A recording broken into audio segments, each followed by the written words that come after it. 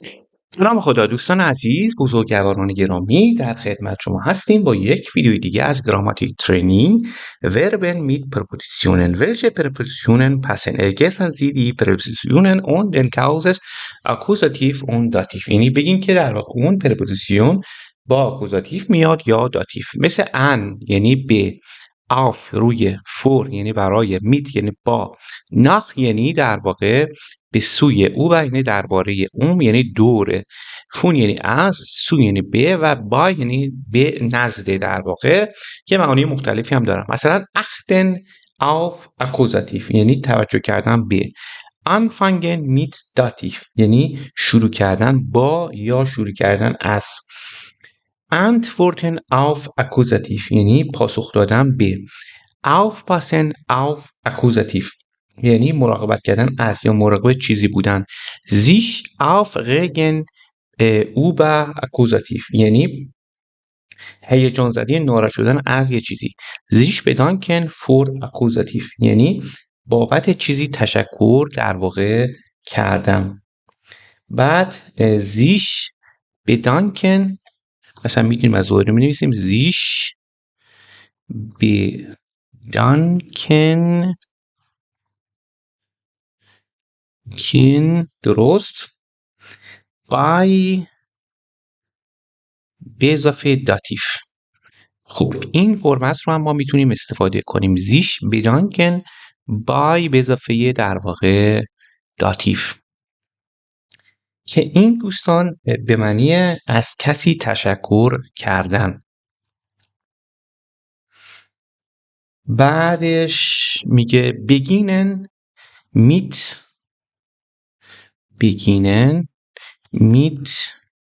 به اضافه داتیف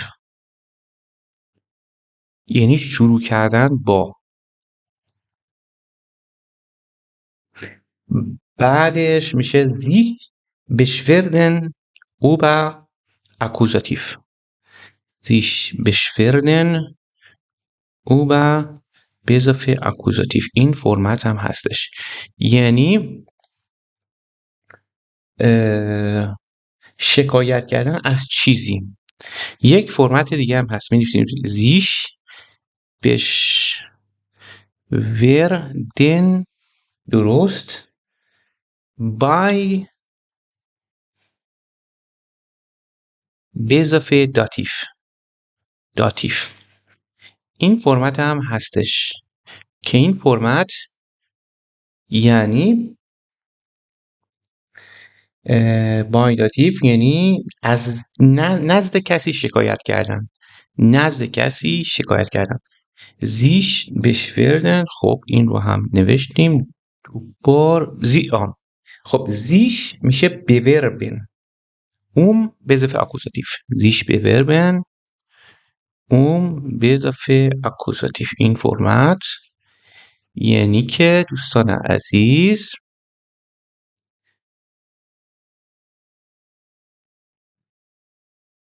درخواست دادن برای کار، یعنی کار، موقعیت.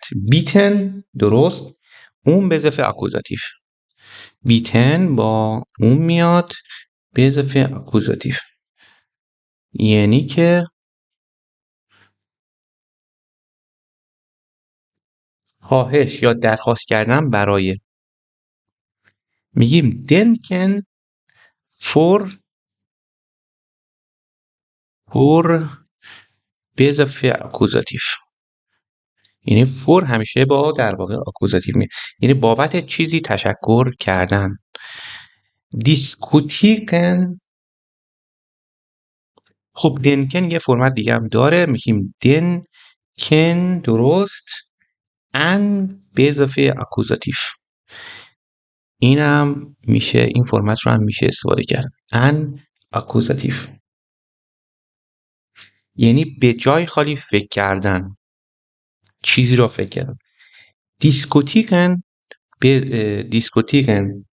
او به اضافه اکوزاتیو. این یک فرمت هستش، او به اکوزاتیو یعنی درباره چیزی بحث کردن. یک فرمت دیگه هم داره، یعنی کوتیگن درست میت به اضافه داتیف. خب میت که همیشه با داتیف میاد مشخصه. این یعنی چی؟ دیسکوتیگن میت به اضافه داتیف یعنی با کسی بحث کردن. با کسی بحث کردن.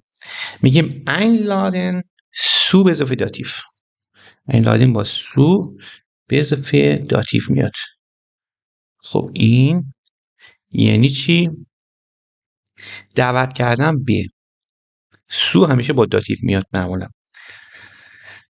بعد از اون sich engagieren فور به اضافه اکوزاتیف. فور به اضافه اکوزاتیف. درست؟ یعنی یعنی در چیزی فعال بودن یا تلاش کردن برای sich entschuldigen فور به اضافه اکوزاتیف. فور به اضافه اکوزاتیف. فور همیشه دوستان با اکوزاتیف میاد. یعنی چی؟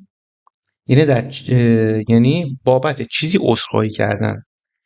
بعد یه فرمت دیگه هم داریم sich entschuldigen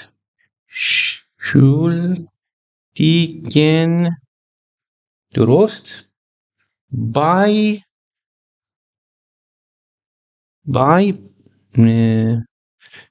به اضافه داتیف. اینم اضافیه. تو by به اضافه داتیف. خب این به چه معنی هستش؟ این به معنی هستش که یعنی یعنی از کسی عذرخواهی کردن. درست؟ sich erinnern ان به اضافه اکوزاتیف. ان به اضافه اکوزاتیف.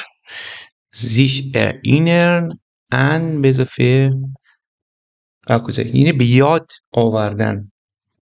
میگه fragen nach به اضافه داتیف. nach به اضافه داتیف یعنی چی دوستان؟ یعنی درباره چیزی پرسیدن یا جویای چیزی شدن. sich freuen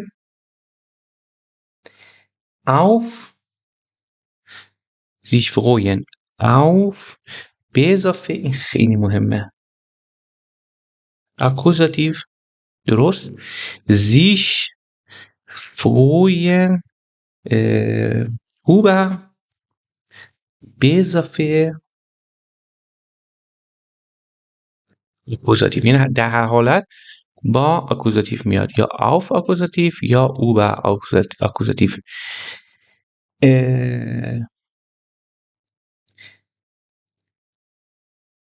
یعنی sich freuen auf به اضافه اکوزاتیف یعنی خوشحال شدن برای آینده و این یعنی sich freuen über اکوزاتیف یعنی خوشحال شدن اتفاقی که رخ داده یعنی قبلا رخ داده. پس این اولی یعنی آینده هستش. بعد از اون میشه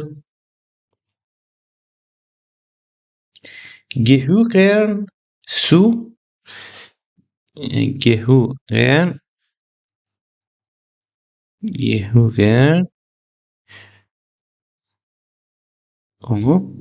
zu دوستان این یعنی سو به اضافه داتیف. به اضافه داتیف این یعنی چی؟ یعنی که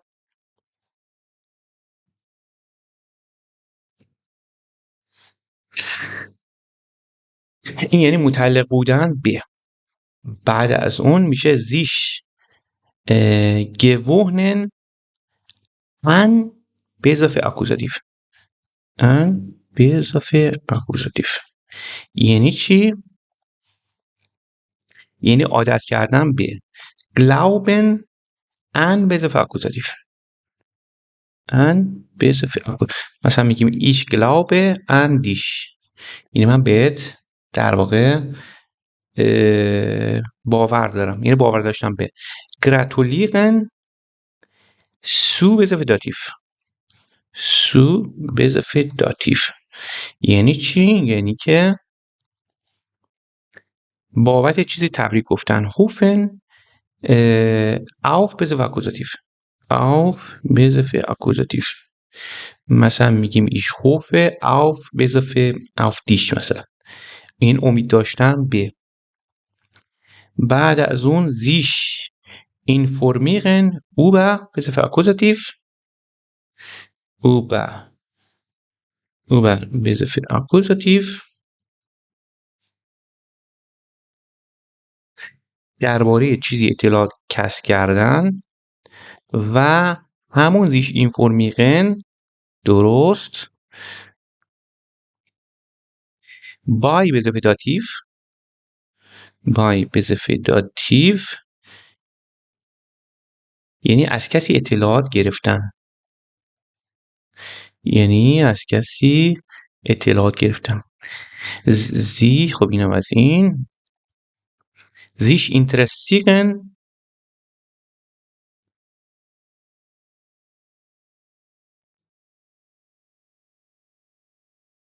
for به اضافه اکوزاتیو for به اضافه اکوزاتیو درست، یعنی این یعنی درباره چیزی یعنی علاقمند بودن به چیزی. sich kümmern اون به اضافه اکوزاتیو اون sich kümmern اون به اضافه اکوزاتیو یعنی مراقبت کردن از، رسیدگی کردن به.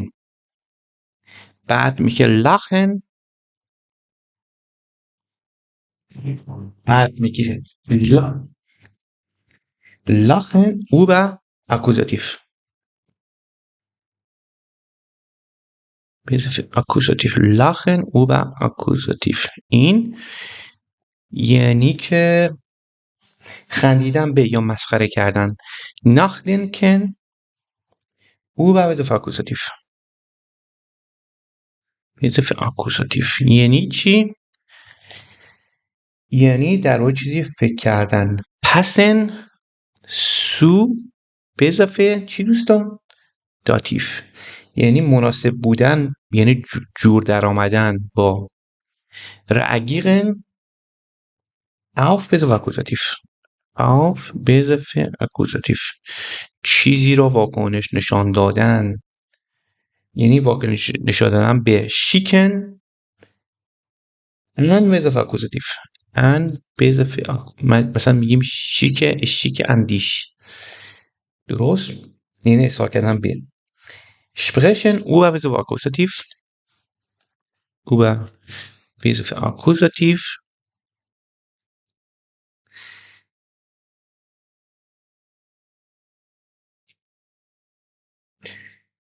یعنی در مورد چیزی صحبت کردن.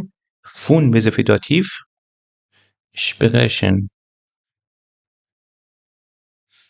فون به اضافه داتیو و میت به اضافه داتیو sprechen یعنی صحبت کردن. میت به اضافه داتیو یعنی تو سه حالت این فعل sprechen به کار میره به حرف اضافه، یعنی صحبت کردن از چیزی صحبت کردن و اینم با کسی صحبت کردن. teilnehmen ان به اضافه داتیو ان به اضافه داتیو یعنی شرکت کردن در. تلفنیقن میت به اضافه داتیو میت به اضافه داتیو یعنی صحبت کردن با کسی، با داتیو میاد. sich treffen میت به اضافه داتیو یعنی ملاقات کردن با. träumen فون به اضافه داتیو این یعنی رویا دیدن درباره، خیال پرداز کردن درباره. sich unterhalten او به اضافه اکوزاتیو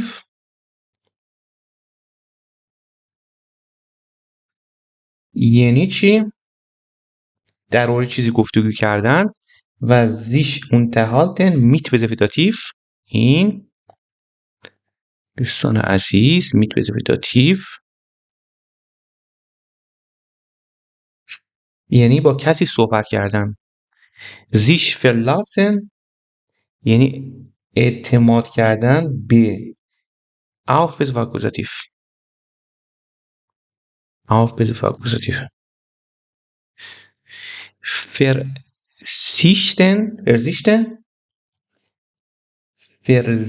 verzichten auf به اضافه اکوزاتیو یعنی صرف نظر کردن از. sich vorbereiten auf به اضافه اکوزاتیو یعنی آماده شدن برای. warten auf به اضافه اکوزاتیو یعنی منتظر چیزی یا کسی بودن. sich wundern او به اضافه اکوزاتیو این یعنی تعجب کردن از. zweifeln an به اضافه اکوزاتیو an به اضافه داتیو an به اضافه داتیو یعنی شک کردن به. خب دوستان اینها رو نوشتیم. بریم برای قسمت بعدی. اینا هم که معنیاش هستش. میگه ordnen Sie den Verben Ausübung 1 nach Präposition und machen Sie eine Tabelle.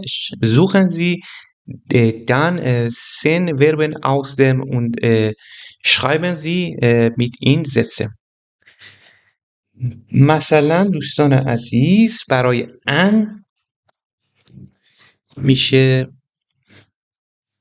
چیزی که به کار میره. بذار من براتون می‌نویسم. برای اولا من این رو گنده کنم.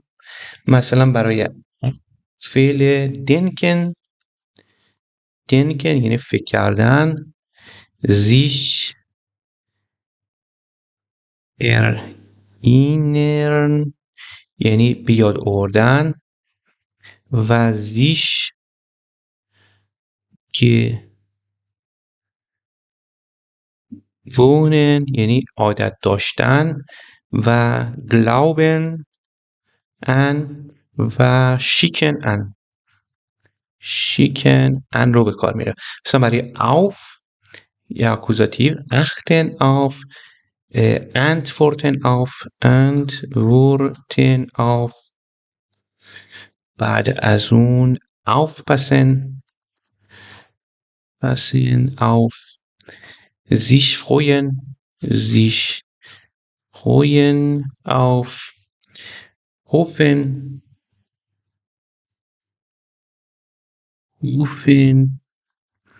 reagieren auf بعد از اون sich verlassen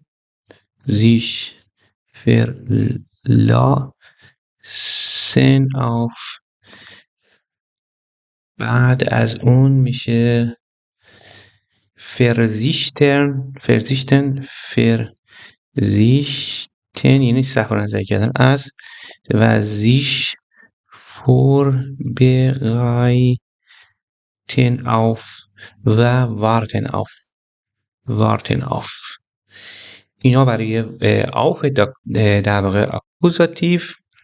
برای for مثلا می‌نویسیم sich bedanken for تشکر کردن برای. یا danken for یا مثلا sich engagieren for و sich entschuldigen for و همچنین sich interessieren for. برای او و میتونیم بنویسیم sich gern میتونیم بنویسیم sich aufregen یعنی برآشفتش sich aufregen برآشفته شدن. sich beschwerden یعنی شکایت کردن. بعد میگه diskutieren über مثلا sich freuen über مثلا sich informieren über مثلا lachen über nachdenken über sprechen sich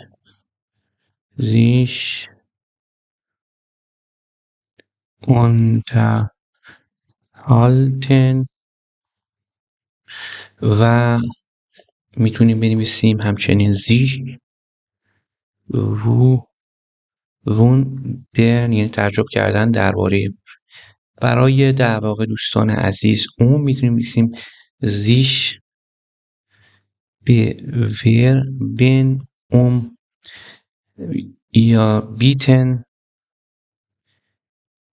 یا sich kümmern برای مفعول غیر مستقیم یا داتیو میخوایم در واقع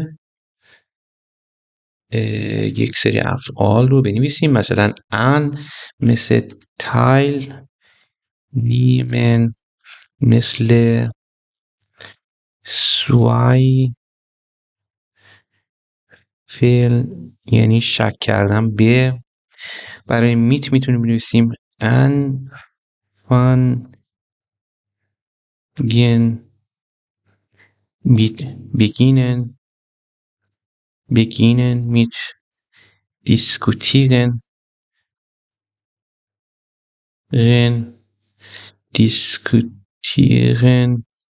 mit sprechen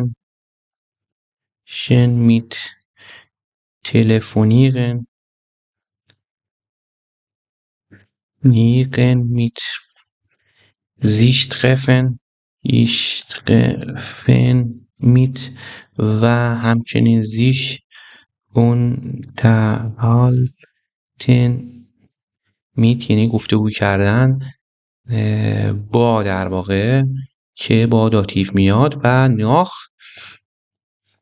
دوستان عزیز برای ناخ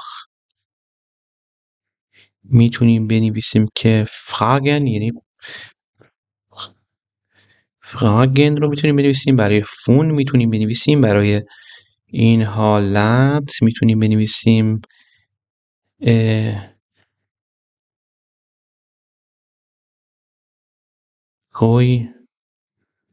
من یعنی رویا. سو میتونیم بنویسیم einladen میتونیم بنویسیم gehören متعلق بودن به. و gratulieren و همچنین passen. برای بای میتونیم بنویسیم sich bedanken و همچنین sich beschwerden و sich entschuldigen و sich informieren رو میتونیم در واقع برای اینها در واقع بنویسیم. من اینا رو مرتب کنم. حالا میگه چند تا بایشپیل رو در واقع میگه برای ما بنویسید. میگه ما براتون سریع مینویسیم. میگه مثلا میتونیم بنویسیم an das fette Essen kann ich mich nicht gewöhnen. میگه نمیتونم به غذای در واقع چرب در واقع عادت کنم. میگیم ich bereite mich که اینجا آکوزاتیو هستش auf die Prüfung vorbereiten. vorbereiten auf Prüfung میشه من برای امتحان آماده میشوم. بعد میتونیم بنویسیم erinnerst du dich an den Film.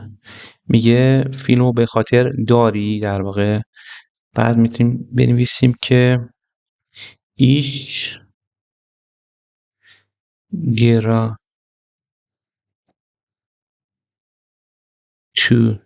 gratuliere dir zum مثلا Geburtstag. میگه من تولدت رو به تو در واقع میگویم.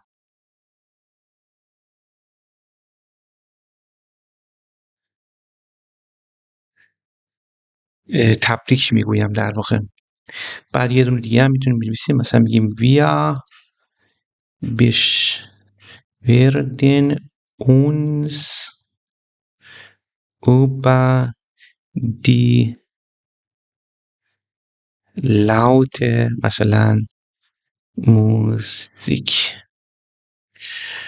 خب دوستان اینایی که نوشتیم حالا من مثلا برای شما تحلیل میکنم. مثلا میگیم ایش بغایت. خب این فعل جدا شدنی هستش. بغایت فور یعنی فور بغایتن. این میش در واقع آکوزاتیو هستش. اگر داتیو بود مثلا میشد میر درست آف. مثلا این در واقع فور بغایتن آف اتفاس آکوزاتیو هستش. بعد میشه دوکتاتیو. همین جوری ادامه میشه. دوستان ممنون که با ما همراه بودید. تا جلسه بعد.